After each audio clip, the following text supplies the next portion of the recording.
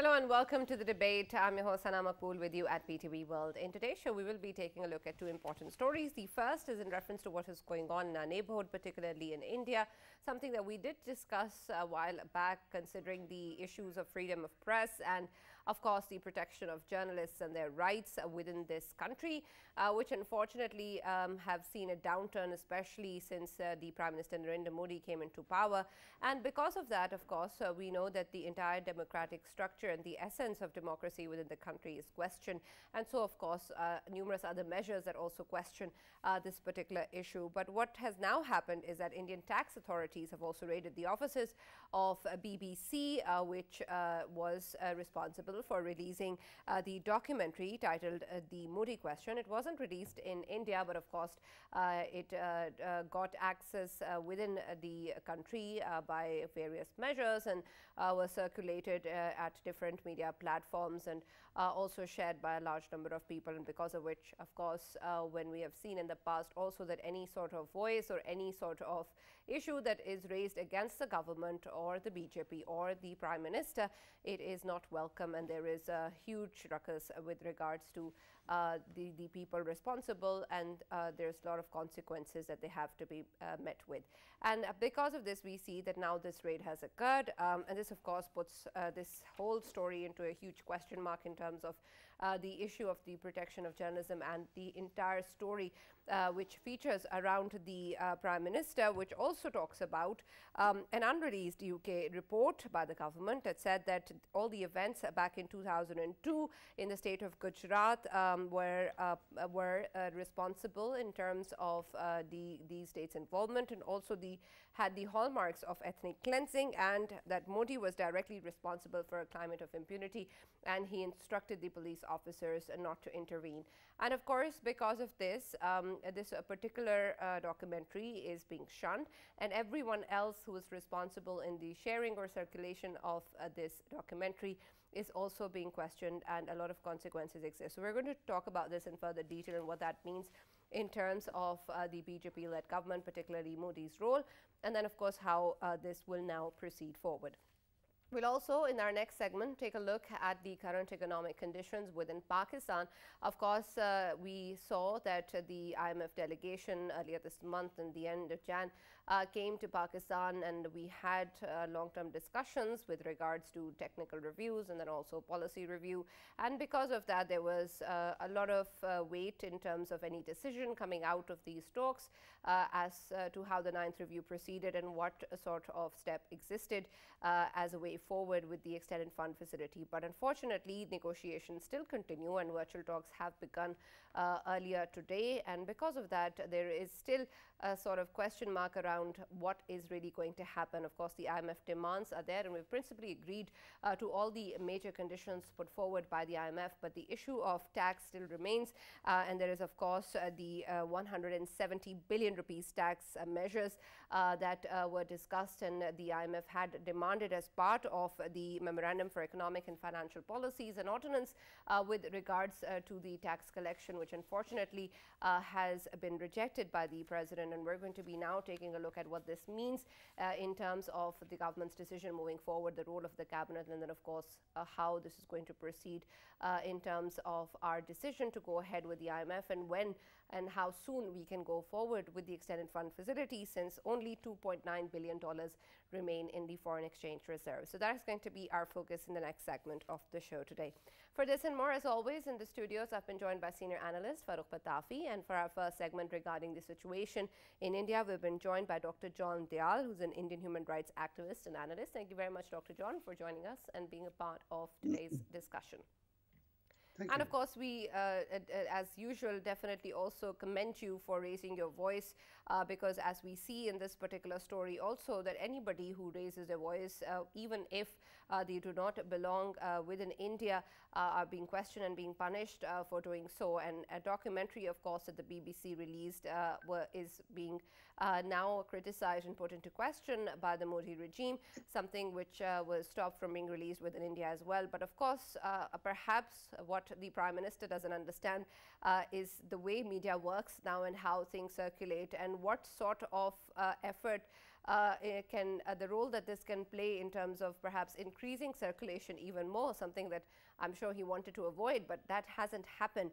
But what does this mean in terms of the kind of actions that are being taken by the authorities, particularly the tax authorities that have raided the offices of BBC? Surely this is going to put some sort of question mark internationally as well as a consequence for where India stands today. Well, internationally, if I may begin with that, Yes. there is a poser for the British Prime Minister, Mr. Sunak, in the face of large criticism of Mr. Modi for the human rights record of his government and for the Hindutva violence against Muslims and Christians. Mr. Sunak had quite recently shrugged off his shoulders and said they were quite satisfied with the Indian government. Now, the question before him is he going to support the BBC in a way, a wing of the British government in foreign affairs and an important player in the information and broadcasting field in the world? Or is he again going to continue to keep his eyes closed on Mr. Modi's regime because Mr. Modi's government is such a big buyer of weapons and goods from the UK and from Europe and the West in general? So that's a poser for him. But for us in India, I think Mr. Modi has shot his bolt. Two things have happened. Rahul Gandhi's yatra, I don't know what it will do to him and to the party, but the fact that for 4,000 kilometers he could do it and people thronged to his rally means the people no longer fear the regime. Across the board, they may worry about the local gendarme and then the administration, what to do, but as a body, they're no longer afraid of death, if I may say so, at the hands of a very dictatorial regime. That is one. The second is, as far as the media is concerned, despite a very large portion of it now owned by his cronies, Mr. Adani recently became a media czar. Before him, Mr. Ambani was a very big media czar, and others, the Times of India group and many other groups, were quite sitting in Mr. Modi's lap. But there was another media. There was the media of the small person. There was the media of the internet. There was a media of people who had been sacked, but yet had opened YouTube channels, which were doing 100 times more than their own channels were doing. This media is not scared. The seniors among them have seen through the regime of Mrs. Indira Gandhi. We have seen official censorship in all the states at risk of imprisonment. We've seen through that, and we knew it ended, and the media rebounded to health. And we know, I can tell you, as a member of the Editors Guild, as a senior journalist, myself, 53 years is not a small time. The media, too, is no longer scared of Mr. Modi. And this BBC gambit has only exposed it further. What it means is what the BBC showed in a very old documentary, because very little of it is new. Most of the footage is 20 years old. Most of the people who spoke, some of them are quite dead now. Every bit of that is true and reliable, and Mr. Modi fears that. This raid on the BBC office proves that. We are used to being arrested. Hundreds of journalists have been arrested. Some of them have been in prison for 2 years. Right, Dayal Sahab, let me ask you to actually further explore the modalities of how this suppression works. First, of course, is the attempt to ban it or to censor it. The second one is to take over media outlets that were critical of you. And finally, this matter of income tax, auditors descending on the offices, especially with organizations like BBC, which are actually foreign bodies. Just explain to us what was this income tax raid meant to achieve, apart from intimidation? I think his first thing is to show to his own followers that he's not taking the documentary lying down, that is responding, that is doing a counter-attack. Because he can't make a counter-documentary. I mean, there is no, it will be a very fake documentary if he says that all good things happened in Gujarat, that everybody committed suicide and he did nothing. So he is like in this part of the world, like a cat, who has to show his anger, nothing more to do than scratch the post, because he can't really attack those who exposed him. This income tax, I think all of us have been subjected to it, even those who had very little income. That includes me. We had to explain every script of paper in our expense book at some time or the other over the years. An income tax rate by itself is not a very poisonous thing. It is not enforcement directorate rate, which is by the active wing of the ministry. This is a departmental inquiry. I mean, obviously, no income tax officer has the guts to raid a BBC office unless it's been told by the Prime Minister's office to do so. I mean, the officer would be shivering in his boots. So we take it that this is an act of the Prime Minister's office at the Prime Minister's behest or his coteries' behest. But in itself, it can't send the BBC editor, resident correspondent, the Indian correspondents there, the sub-editors, or the BBC filmmakers to jail. It can't do that. It is a signal that something future may be done. I don't know. At one time, they did consider Mrs. Gandhi of not allowing BBC to function in India by not allowing the correspondent to function, because they can't stop an Indian correspondent for working with the BBC. They can harass him, etc., etc.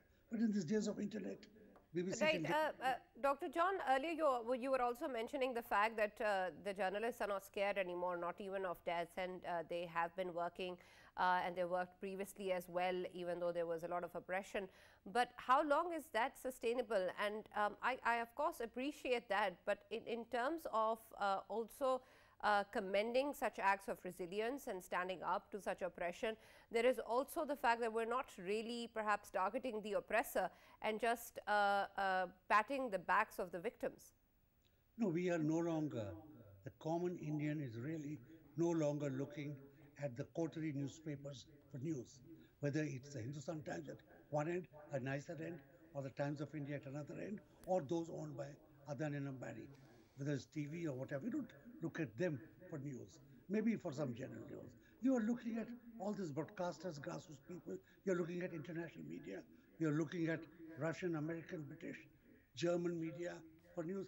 The access that the internet has given us has meant that you cannot censor anymore. You cannot deprive the Indian citizen of finding out good news and then damning fake news by comparing it. And whether it's an earthquake in Turkey and Syria, or in Bali or elsewhere, or what's happening even in Pakistan for us, or China, we get our news from multiple sources now. So, by the way, if I might just mention in a very polite manner and with a degree of shame, Indians own journalism, whether it is All India Radio, owned by the government, or the big papers and agencies owned by Mr. Ambani Adani. We have very few foreign correspondents. We have almost no foreign offices, unless it's a part-timer in London or an office in America, which does 3 types of businesses, really. We don't have foreign correspondents to look at the international situation from an Indian point of view. We ultimately do depend on AFP and BBC and the rest of them to look at the situation. And that is a dichotomy. Our sources of news from the West, you're trying to attack them because they, in the covering of the great world, they also covered India. Right, I understand that. But Farrukh, the issue of having multiple sources of information and of course having international media report to you doesn't seem to be enough in terms of how people form their opinions, because of course there is still perhaps a large following of so many views or ideologies that one would think are perhaps not in line with any sort of moral ground, and talk about things and issues which of course most of the world condemns. But regardless of that, regardless of all sorts of information being available to people, they still form their own opinion based on perhaps a lot of other factors. So will this issue even be countered by the fact that there exists other forms of information available to people? Right, Sanam. And let me start by actually congratulating the Indian geniuses who actually came up with this plot to further pressure BBC. You know, in hockey, in other games, there is such a term as own goal. So this was a spectacular own goal when they actually raised the awareness about the documentary first by banning it, and then of course using such tactics.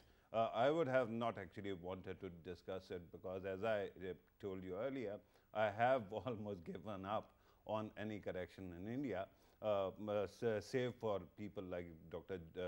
John Dayal, who are heroes to their people and who are very heroically fighting for the cause of secularism and democracy. Having said that, two or three things are very clear. One thing is quite visible, and that is, if you want to make anything popular, all you have to do is ban it. The second thing is, whenever you use pressure tactics, it is always going to backfire, and it has been backfiring. Now the problem, and the third thing, which is again instructive, Narendra Modi's government is a proof that you cannot have shortcuts, shortcuts that are going to give you whatever you want. But it takes me back to Ajit Doval's speech just before 2014's election, when he was pitching for a 10-year rule where they can actually ensure that India's global ambitions and national interests is protected and perpetuated. Since then, repeatedly, Indian government has shot itself in feet, then arms, and it keeps on, torturing itself over nothing. Narendra Modi, whatever he did in 2002, is something that that has actually slipped out of memory, especially because millennials and Generation Z were born after that, or at least gained consciousness after that episode. But somehow, by raising the stakes, they have made it possible that everybody bootlegs a report that was actually UK specific. It was not released abroad, but they kept on banning it. Now the methodology is amazing. When in 2021, they were coming up with their social media rules. That is how they actually ended up censoring Twitter, and for that matter YouTube. At that time also, Twitter was refusing to play ball, and whenever that happens, Indian government does something very strange. On one side, you can send the auditors like they sent it to BBC, or for that matter, The Wire. Before that, they actually sent a mob to attack, Twitter offices in India. And at that time, because it was shutdown time, lockdown time because of COVID distance policy, at that time, most of the staff was not there, and therefore this cause was averted. But whosoever actually raises a moral argument against India, for example, the then Indian Twitter head, or for that matter, in the past, President Obama or something, immediately is replaced by somebody who is actually, who believes in realpolitik and endures a lot of India's habits in the name of realpolitik. In America, you got Donald Trump, who was visiting India at that time. Riots were going on, pogrom was going on against Muslims, even in India's capital. And similarly, on Twitter also, suddenly you have Elon Musk, who has very different approach to truth, or for that matter, for extremists in India. Right. There is the issue that you raised regarding the measures backfiring, but in terms of the kind of oppression that exists, and I commend, of course, again, the people who stand up to it, but don't you think that because of these oppressive tactics, there is an impact on the number or the scale of voices that are rising against BJP or Narendra Modi? Right, they are, Sana, but sadly, there's no institutional centrality to it, right? When Indian government is so powerful that any channel like NDTV that actually confronts the government, they immediately, their supporters like Adani or Ambani buy them and then boot all the journalists out of it. Where do you go? You end up on YouTube, and then the government has the controls to actually censor YouTube as well. So they are also living on borrowed ground. Because of that, of course, the space for dissent in India has been shrinking.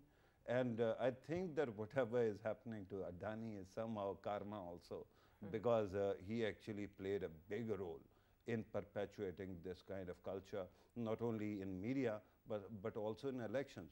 You know, in India's elections as well, you know, there has been this matter of silent or undisclosed sources of foreign, you know, investment in elections also.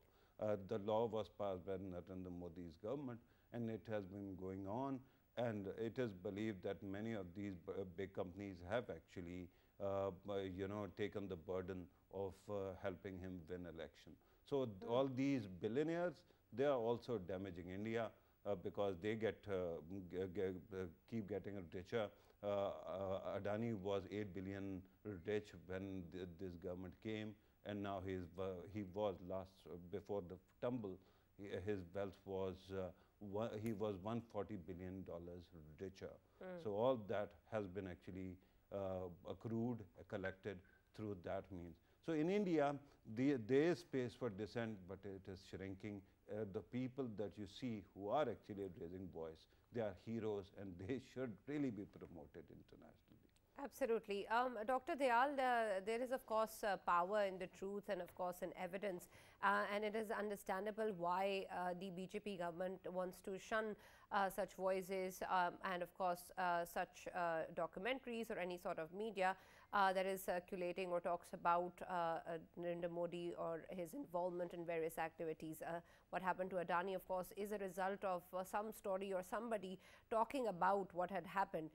And so it's important, of course, that there is a lot of weightage to this particular documentary as well. I understand that it hasn't been released in India, but are there any efforts being done by activists or other people around the country making sure that people get to see the real face of the Prime Minister? You know, there never was a market for documentaries, unlike, say, Bollywood or any other thing. But like Pakistani plays seen in India, good documentaries get seen. There's an alternate circuit, sometime at the university, sometimes.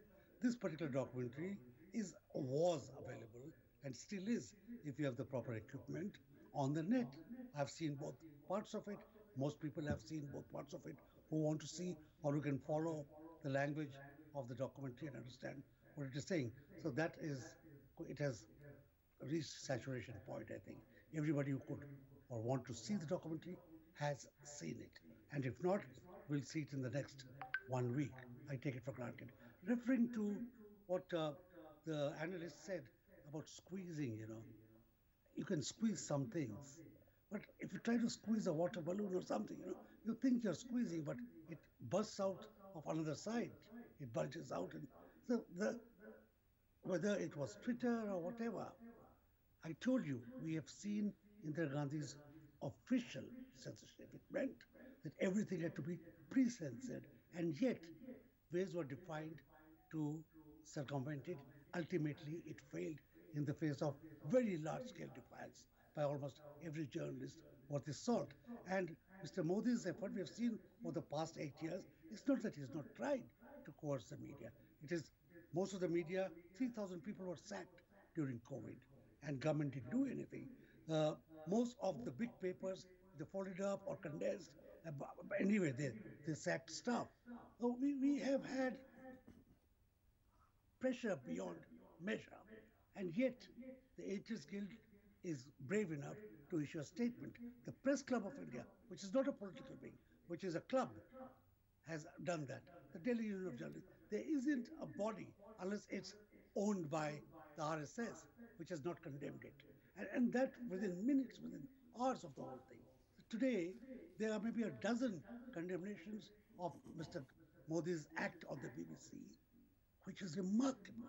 It's remarkable. So you don't have to see the documentary. The condemnation of the action multiplies it. And I think this is information, opinion making by any other way.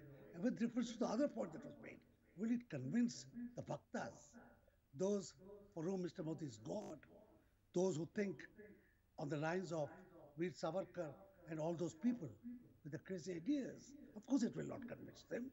They think Mr. Modi is God. This would be blasphemy to them. But how many are there when push comes to shove?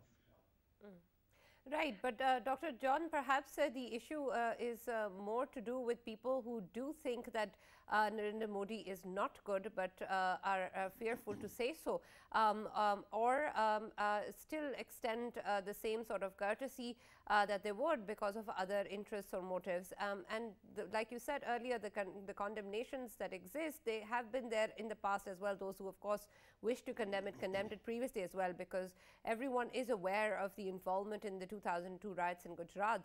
But despite that, he is the Prime Minister today, and he is, as you said, enjoying relations with various countries and the leaders of various countries as well.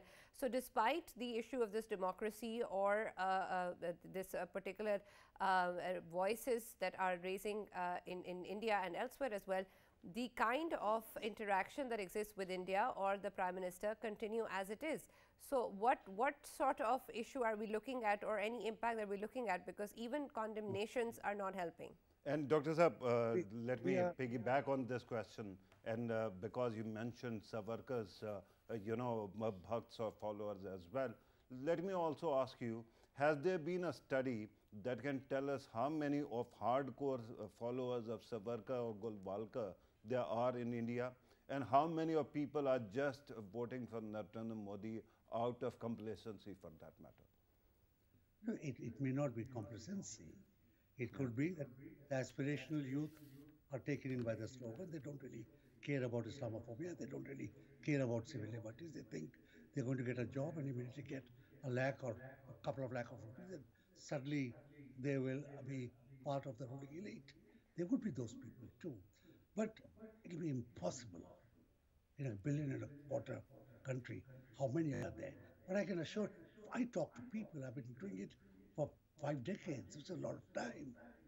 The numbers of those who are hardcore, even who are members of the RSS, even who are members, split up on issues of caste. Mr. Bhagwat's statement on Pandits and caste was immediately challenged by the Shankaracharya, who is the religious guru, equivalent of one of those Iranian supremos. Is to the Hindus that one. And he challenged Mr. Bhagwat when it came to issues of religion. So Mr. Bhagwat's control, Mr. Savarkar's control is among those who are seeking Hindutva, politics, which is nationalistic, which will, what happens when you're a nationalist? You get Mr. Adani, you make money, you get a slice of the cake, a piece of whatever is going on. But I don't think they can alone win an election in India, howsoever hard they try. And that is our hope. All right. Thank you very much, Dr. John Dayal, for taking the time out and speaking to us, and for all the efforts that you are making within India. We're now going to move on to our next segment, which focuses on the current economic situation within Pakistan and, of course, the aftermath of the visit of the IMF delegation to the country, after which the virtual talks have also restarted once again as negotiations continue. There are, of course, a number of conditions that the IMF had earlier put upon Pakistan, a number of which have been agreed. Some have also been implemented. But the issue, of course, also surrounds some other measures, particularly the collection of taxes and the tax measures that were required by the IMF, an ordinance which unfortunately has been rejected by the President, but he has advised that this is something that is discussed with the Parliament and be put up in front of all stakeholders and then, of course, decided upon. But Farrukh, when we take a look at the urgency of the matter and how we were, of course, waiting towards some sort of positive announcement for this particular extended fund facility, how do you look at this development in terms of where we stand today and our foreign reserves, and then with regards to our negotiations with the IMF, since of course they're looking for credible and immediate action by Pakistan to show that they're serious. But before you answer that, let me just welcome in our show Dr. Ali Hasanain, who's the Associate Professor of Economics at LUMS. Thank you very much, Dr. Ali, for joining us. Yes, Farrukh. Right, Sana. Right, Sana. First of all, because I'm sure that you are referring to the President's decision. Today, not only our foreign currency reserves are at all-time low, But the fact is that Fitch has also reduced Pakistan's ratings because of liquidity crunch and all those problems that are associated with current economic problem. So, one thing while looking at the president's decision, I want to tell you is that one thing I'm done with. It's over. I'm not going to actually present any apology from people that I have praised in the past.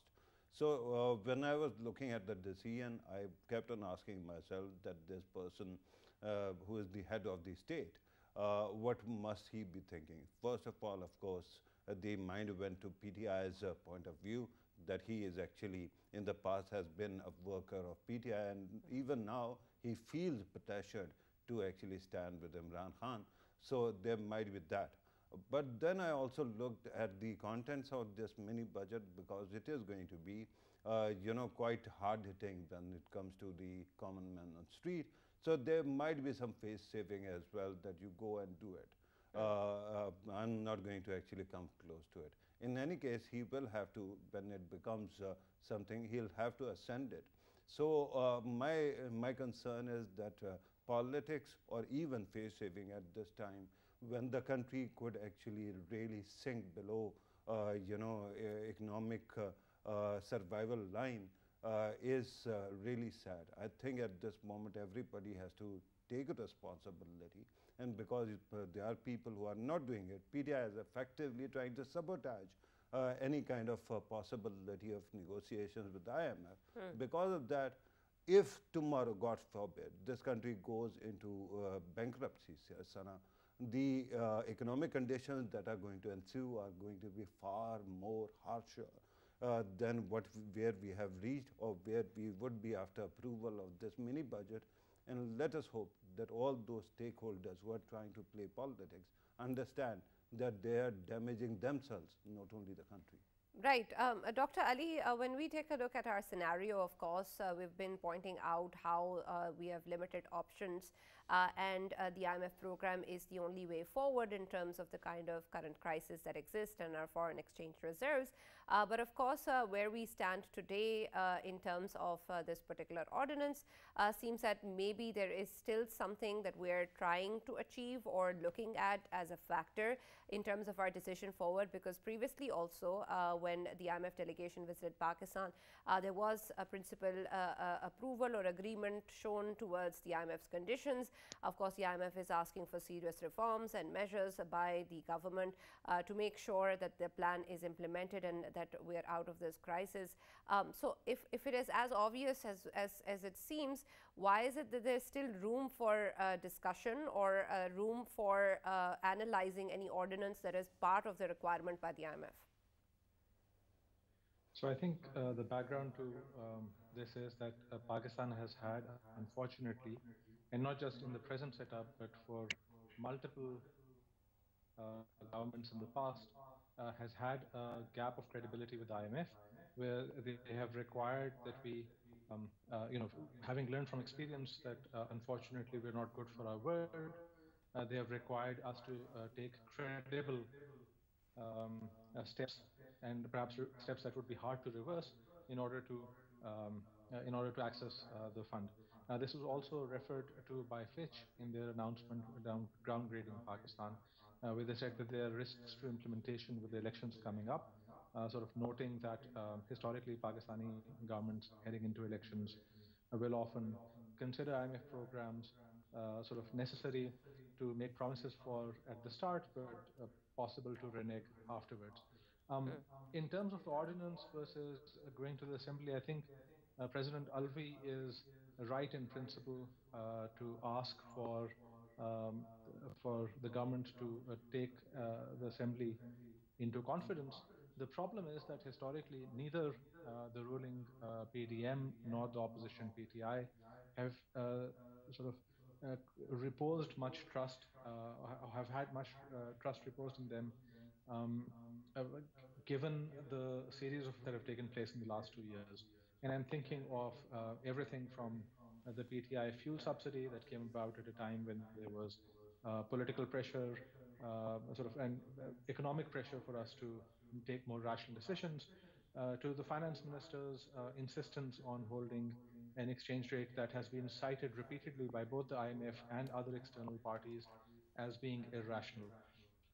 And also notably the leaks, the audio tape leaks that happened about the former finance minister of the PTI sort of considering ways to interfere with the IMF program.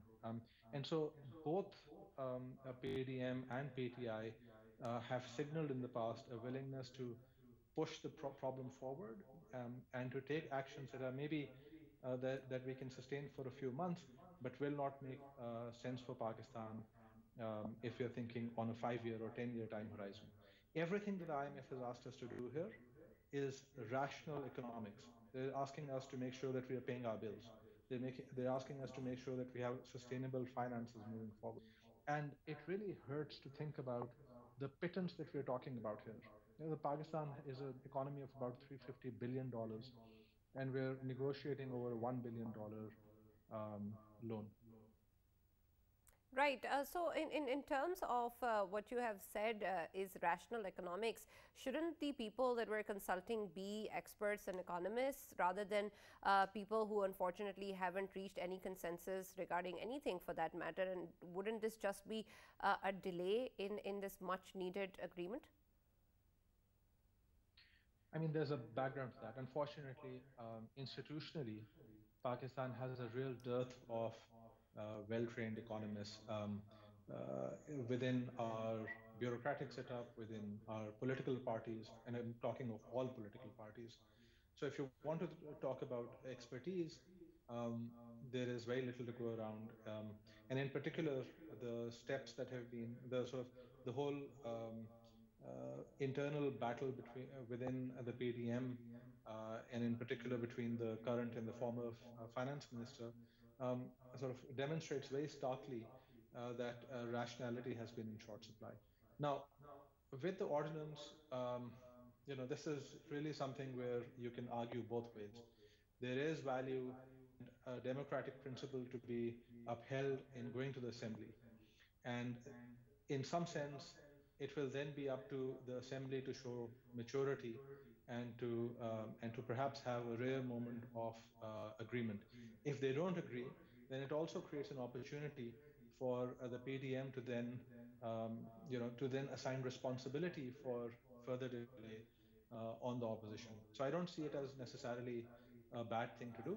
Of course, there is an urgency, and this urgency, by the way, has been created by PDM itself, which has delayed the review and reversed some of the steps taken, the more rational steps taken by Mifta Ismail in the last, since October. This review, as you will remember, was supposed to be done in November. So the delay really is on PDM. Now, right, I understand that.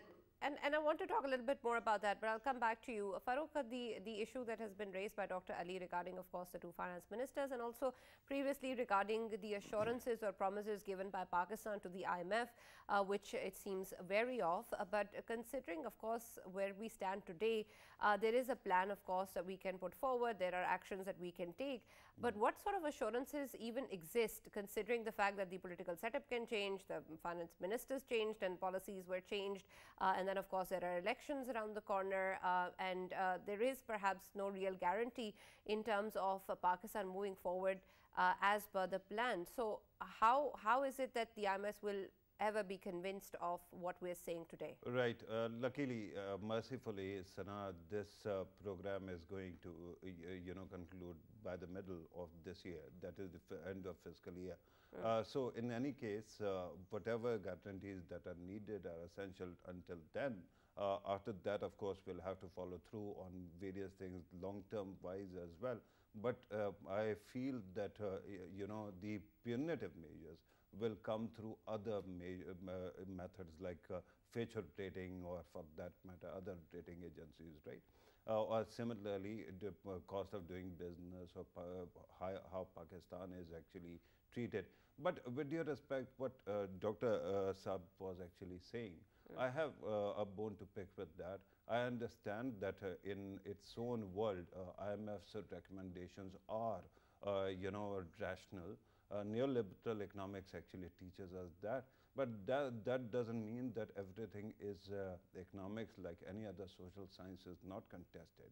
One big problem with IMF and other organizations is that they actually insist on, especially if they are carrying torch for neoliberal policies, that they keep on insisting that reforms be done even at the cost of the muscle, not only fat, but muscle of the body as well. And we have seen very incredible scenes recently. For example, Bangladesh is in far better condition than we are, right? But they were also convinced that they pass on the financial shock of inflation, super cycle to their people. And that would actually imply that somehow IMF is actually trying to pass the burden on to people who are actually in better shape also to protect their people, but they have to do it at any cost, no matter what, to stabilize the international outlook. And secondly, there's something very interesting that went on.